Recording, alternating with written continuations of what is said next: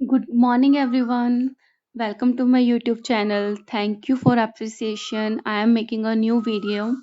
In the last video, we have done with the properties of the acids. Now we will start the properties of the bases. Bases we know which substances are bitter in taste and have a soapy appearance or a soapy feel to touch are called bases. ठीक है, अब हम इसके बारे में पढ़ेंगे properties of basis, क्या क्या करेक्टरिस्टिक्स होते हैं लाइक बेसिस के. Okay, so basis number one is basis generally have a bitter taste. ये तो हमें पता है कि बेसिस का टेस्ट कैसा होता है, बिटर होता है, कड़वा होता है. दे आर सोपी और स्लिपरी इन टच. जब इनको टच करते हैं ऐसे फिंगर्स के बीच में तो ऐसे स्लिपरी फील होते हैं, जैसे सोप फील होती है, like that. Okay, so they are soapy to touch. Number three, they turn red litmus to blue. हमने पढ़ा था कि जो एसिड्स होते हैं, acids converts blue litmus to red. A B C की जगह हम रेड लिख देते हैं, ऐसे लर्न कर सकते हो. तो जो बेस होते हैं वो किसको कन्वर्ट करते हैं, रेड लिटमस को ब्लू कलर में. Okay, so they turn red litmus to blue. So those substances which turn red litmus to blue in color are called bases. Number four, they are corrosive in nature. They are very much strong. Corrosive होते हैं जो skin को, paper को जला देते हैं ना, अंदर तक उसको डैमेज कर देते हैं. सो बेसिस जो होते हैं वो कैसे होते हैं, are corrosive in nature. As they corrode, wood को भी कोरोड कर सकते हैं, paper, skin etcetera. Okay, this is important. Number five, basic solution जो होते हैं conduct electricity. Same as acids, जो एसिड्स होते हैं वो भी कंडक्ट करते हैं इलेक्ट्रिसिटी को, हमने रीड किया था. सो जो बेसिस होते हैं वो भी क्या करते हैं, कंडक्ट करते हैं इलेक्ट्रिसिटी को. Number six, bases that dissolve in water are known as alkalis. This is very important.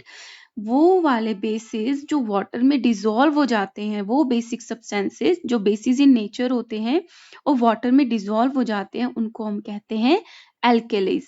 सो इसका एग्जांपल है जो वाटर में डिजोल्व हो जाता है, सोडियम हाइड्रोक्साइड. इससे क्या पता चलता है कि सारे जो बेसिस होते हैं सारे नहीं डिजोल्व हो सकते वाटर में, कुछ ही डिजोल्व हो सकते हैं और उनको हम बोलते हैं alkalis. Example is sodium hydroxide. Na is sodium, hydroxide is OH. Okay, now all alkalis are bases. Alkalis तो वो होते हैं जो bases water में dissolve हो जाते हैं. So all alkalis are bases, but all bases are not alkalis because all bases तो water में dissolve नहीं होते हैं, इसलिए all bases are not alkalis. Understood? Number seven, bases react with acids. जब bases substances react करते हैं acid से to form, क्या बना देते हैं, salt and water. यही हमने acid में reaction पढ़ी थी. जब acid base से react करता है तो क्या बनाता है, salt and water. We will study about this reaction later in chapter. Okay, so these are the seven properties of bases. They are bitter in taste, they are slippery to touch, they turn red litmus to blue, and they are corrosive in nature. They conduct electricity, and some of the bases can dissolve in water, and we call them as a alkalis. And the bases when react with acids, they form the water and the salt. Okay, so जैसे हमने acids के uses पढ़े थे वैसे ही यहाँ पे present है uses of basis, कहाँ कहाँ पे काम आते हैं. Okay, number one, sodium hydroxide. Sodium is Na, hydroxide OH. किस में काम आता है ये वाला base, used in manufacturing of soap. अब हमने देखा था जो बेसिस होते हैं वो सोपी इन टच होते हैं. ठीक है, सो सोडियम हाइड्रोक्साइड किस में मैन्युफैक्चरिंग में काम आता है, सोप्स में. ठीक है, पेपर मटेरियल में, रेयन में, टेक्सटाइल में. टेक्सटाइल होता है जहाँ पे कपड़ा बनता है, medicine and in industrial chemicals बनाने में काम आता है. कहाँ कहाँ पे आता है सोडियम हाइड्रोक्साइड, सोप बनाने में, पेपर मैन्युफैक्चरिंग में, rayon, it's also a clothing material, textile, medicine and in industrial chemicals. Okay, number two is ammonium hydroxide. Ammonia बनता है NH4. अमोनियम इज NH4, ये पूरा है अमोनियम. हाइड्रोक्साइड इज OH, और जिसमें OH होते हैं वो क्या होते हैं, bases. This used in manufacturing of the fertilisers. Fertilisers क्या होते हैं, जो हम खाद एज अ खाद यूज करते हैं फसलों में, क्रॉप्स में, ठीक है। तो ये क्या होता है, अमोनिया तो आएगा ही उसमें। So use in manufacturing of the fertilizers, plastics, dyes, ink remover and the window cleaners, ठीक है। Number third is calcium hydroxide. Ca is calcium, hydroxide is OH. ये CaOH होल ट्वाइस क्यों लगा है? क्योंकि कैल्शियम की वैलेंसी होती है 2, OH की वैलेंसी होती है 1। तो जिसकी वैलेंसी होती है वो एक दूसरे को एक्सचेंज हो जाती है, ठीक है।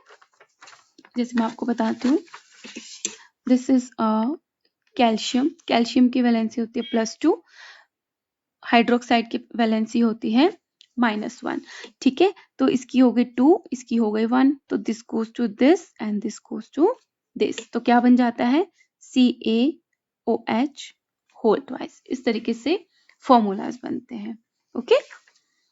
So calcium hydroxide used for the white washing of the buildings. जब हमें पेंट करवाना होता है, वाइट वॉश कराना होता है बिल्डिंग का, तो उसमें क्या यूज होता है, calcium hydroxide.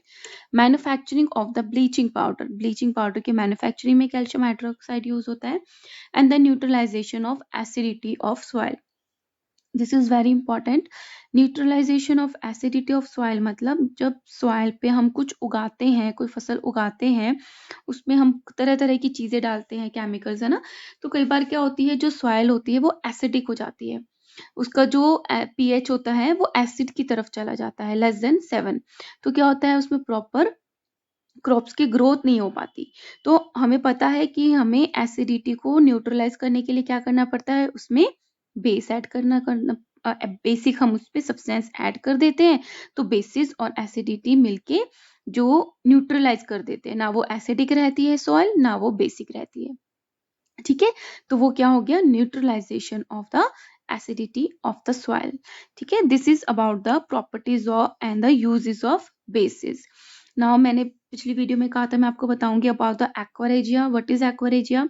Aqua regia is a combination of HCl and the HNO3। Combination होता है एक सॉल्यूशन जिसमें कॉन्सेंट्रेटेड HCl भी मिक्स होता है और concentrated HNO3, that is a HNO3, okay.